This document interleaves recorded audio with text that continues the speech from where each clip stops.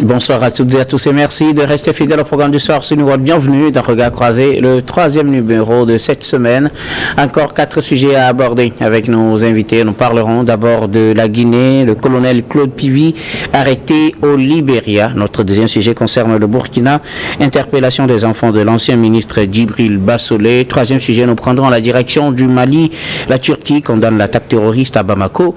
Puis nous terminerons bien évidemment par le Togo. Le Front Tchouchpa à Macron Constitution exclut 3 partis politiques. Et pour en parler ce soir, 3 invités sur ce plateau. Avec moi, Dieudonné Sewonou, vous êtes journaliste, directeur général d'Elios Service. Bonsoir Dieudonné et bienvenue. Bonsoir Guillaume, encore un plaisir d'être à ce plateau. Bonsoir à tous. Bonsoir à nos téléspectateurs, téléspectatrices et nos chers internautes. Il est encore en face de moi, Samir, bonsoir. Merci en tout cas à vous d'avoir répondu à notre invitation. Notre deuxième invité ce soir, Ibrahim Macha, vous êtes également journaliste, vous êtes surtout le directeur de publication du journal Temps Nouveau. Bonsoir Ibrahim et bienvenue. Merci Guillaume, bonsoir et bonsoir à tout le monde.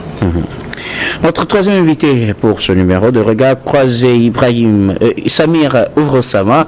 Vous êtes juriste et directeur, président de l'ICJVE, Initiative citoyenne des jeunes, la voix des enfants. Bonsoir Samir et bienvenue. Bonsoir Guillaume, bonsoir à tous ceux qui nous suivent sur toute l'étendue du territoire national. Plus précisément à Pakouda, c'est dans la préfecture de l'Abina, environ 444 km de Lomé, la capitale du Togo, un peu partout à travers le monde, notamment à Ankara en Turquie, et dans l'État de Californie aux États-Unis d'Amérique, comme j'ai toujours l'habitude de le dire, grâce à New World TV.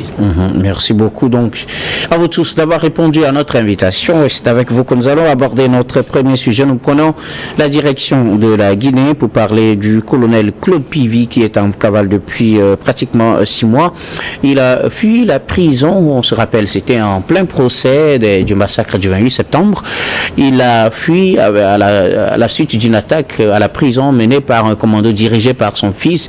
Claude Pivy, qui est condamné à la perpétuité, était devenu donc l'homme le plus recherché de la Guinée. Et ce mardi soir, il a été arrêté près de la frontière entre le Libéria et la Guinée. Il a été présenté donc par la police libérienne. Claude Pivy qui apparaît très amaigri. Nous allons en parler tout à l'heure et je commence d'ailleurs par vous, Samir Ourossama. Claude Pivy, c'est la fin de sa cavale. Depuis pratiquement 6 mois, l'homme est recherché en Guinée parce qu'il était dans cette affaire de massacre du 28 septembre. Il est condamné par contumace à la fin du procès à une condamnation, à une prison plutôt à perpétuité. Un mandat d'arrêt a été lancé contre lui. Finalement, ce mardi, on le retrouve de l'autre côté de la frontière au niveau du Libéria. Il est arrêté. Je pense que c'est un soulagement pour la junte au pouvoir au niveau de ce pays, la Guinée-Conakry. Claude Pivy, c'est un soldat ou un militaire mystique. C'est quelqu'un d'atypique. Quelqu'un, lorsque vous êtes contre lui ou lorsque vous avez des grèves contre lui, vous ne pouvez pas rester tranquille, vous ne pouvez pas dormir tranquillement. Donc depuis quelque temps, il était devenu un casse-tête pour les militaires en place au niveau donc de ce pays. Vous vous rappelez bien que à la suite donc de l'opération commando qu'il a fait extraire donc de la maison centrale donc de Conakry, les autorités ont mobilisé toutes les forces de défense et de sécurité en mettant également en contribution les forces spéciales composées principalement de la garde présidentielle pour rechercher quelqu'un qui était devenu l'homme le plus recherché donc de la Guinée, comme vous l'avez dit. Et par la suite, le ministre de la Justice est sorti en mettant sa tête à prix. Il a même proposé quelque chose de 50 000 euros, ce qui équivaut à 32,500 millions de nos francs.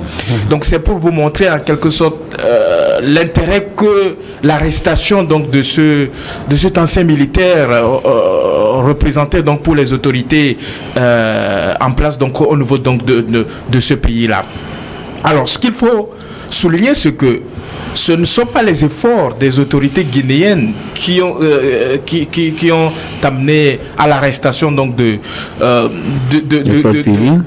Claude Pivy, qui est considéré comme quelqu'un qui peut décider de s'éclipser et qui peut décider de réapparaître. Donc c'est lui qui détermine si il veut être arrêté ou pas. Donc on se rend compte que les sources libériennes qui annonçaient qu'il a été arrêté il y a de cela 2 semaines, il y avait une certaine contradiction parce que les autorités guinéennes annonçaient qu'ils ont été informés seulement que mardi donc oui. de son arrestation. C'est pour dire qu'en réalité, ces conditions nous renseignent que les conditions d'arrestation de Claude Pivy ne sont pas directement liées donc aux différentes mesures qui ont été mises en place par les autorités guinéennes pour pouvoir mettre la main sur lui. Mais quoi qu'on dise, c'est un ouf de soulagement pour les représentants donc des victimes du massacre du 28 septembre 2009. Dans ce massacre-là,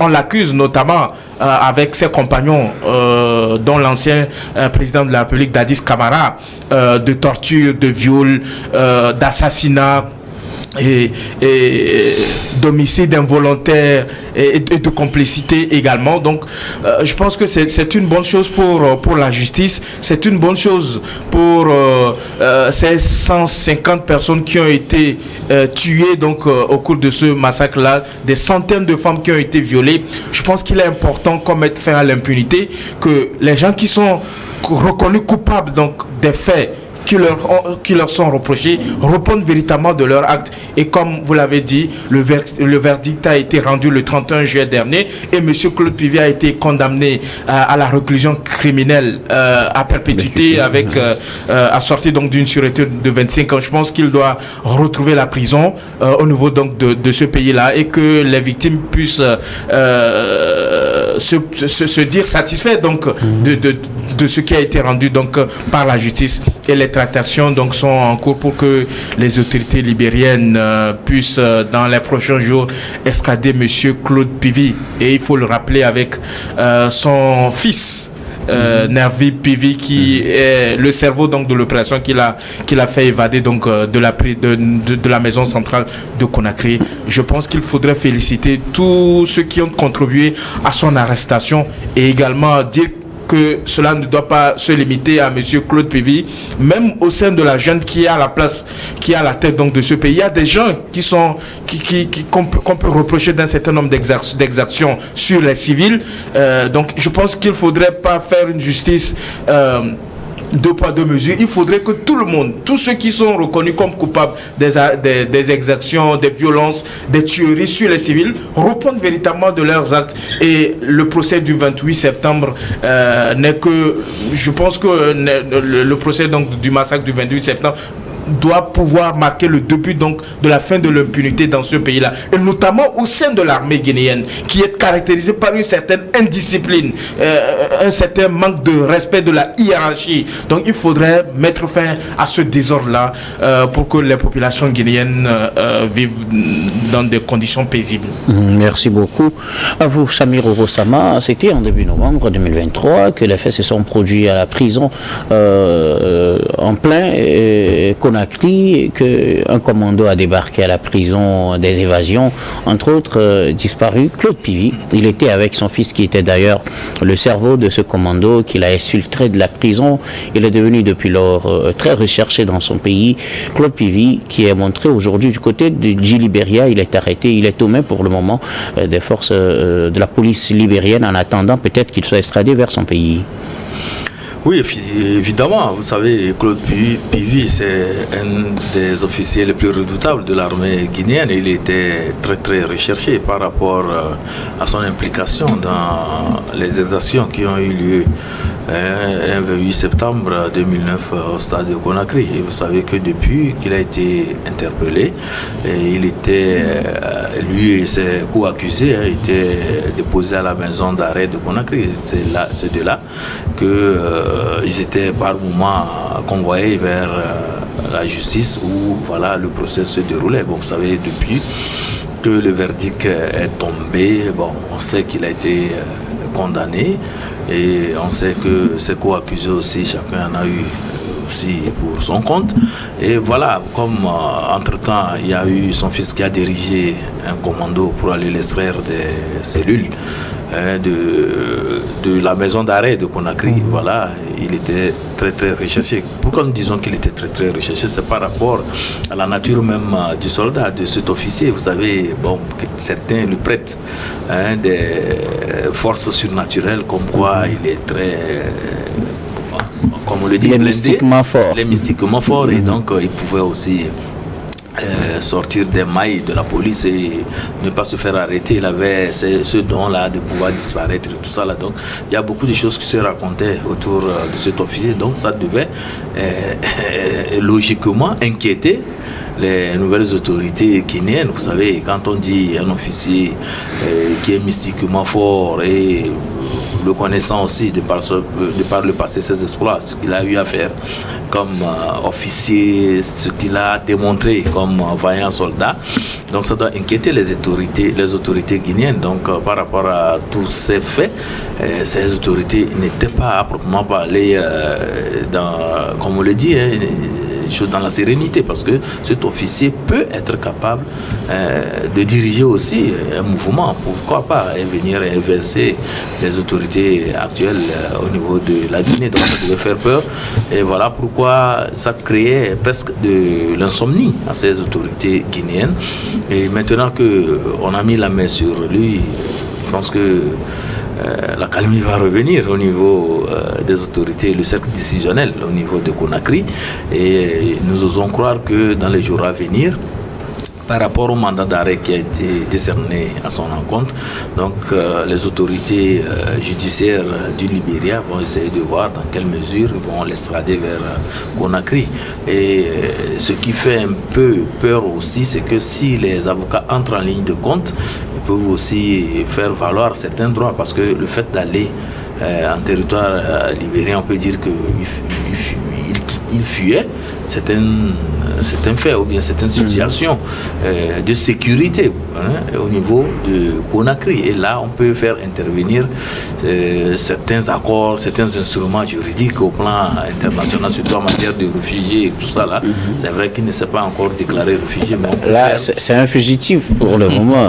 Oui, à moins qu'on trouve la contorsion pour lui conférer le titre de réfugié. Il s'est évadé de prison. Il s'est évadé de prison. Et pourquoi il s'est évadé? C'est parce que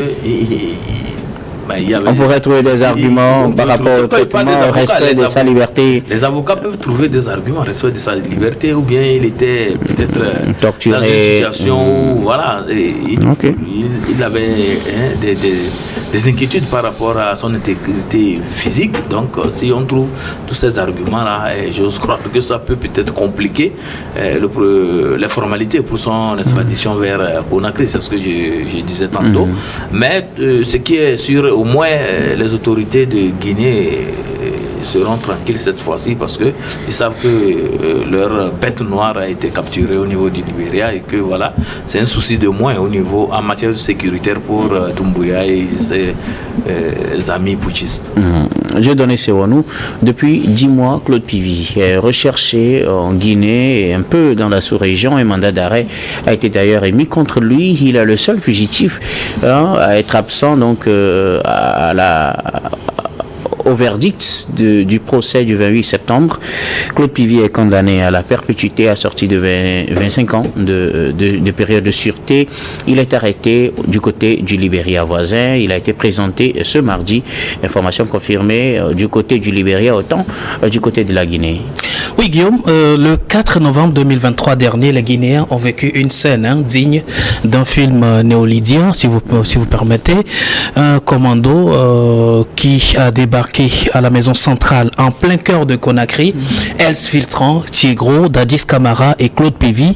Alors, pour une destination inconnue, mais les heures qui ont suivi, Dadis Camara et Tiegro, peut-être qu'ils n'ont pas eu trop de gros cœurs, se sont finalement rendus. Et donc, c'est Claude Pivy seul qui s'est lancé dans la nature en complicité de son enfant ou son fils, et ils ont continué les cavales jusqu'ici. Alors, personne ne pouvait imaginer les retrouver aussi facilement sur le sol libérien, eu égard à la nature statut de la personne, parlant de Claude Pivy comme étant un soldat, je ne dirais pas mystique, mais redoutable au sein de l'armée à l'époque, mais aujourd'hui prisonnier, qui devrait répondre de ses actes dans les événements de 28 septembre 2009. Malheureusement, il n'a pas voulu faire face à ses responsabilités, a dû prendre la route, mais il ne la prendra pas longtemps. Juste après 9 mois, il se retrouverait aux mains de ces jeunes gens-là qui l'ont pris au Libéria, montré, fané et déshydraté, affaibli, un Claude Pivy, entre-temps qui semait la terreur au sein des populations, aujourd'hui qu'on peut prendre aussi simplement avec un pied un peu enflé pour ceux qui ont eu à voir un peu la photo qu'il a montré en capture. Ce n'est pas ce Claude Pivy là qui faisait peur aux Guinéens. Ce n'est pas ce Claude Pivy là qui faisait bouger l'armée guinéenne à l'époque. C'est un Claude Pivy complètement affaibli, désaxé, perdu. Et il a des regards un peu perdus. Cela voudrait dire il ne sait plus le sort qui lui est réservé. Si entre-temps ces génies l'ont lâché, on ne saura le dire, parce que apparemment c'est quelqu'un qui n'est pas seul et qui a des puissances surnaturelles. Je voudrais dire ici, qu'est-ce qu'il y a lieu de dire? Une leçon de vie.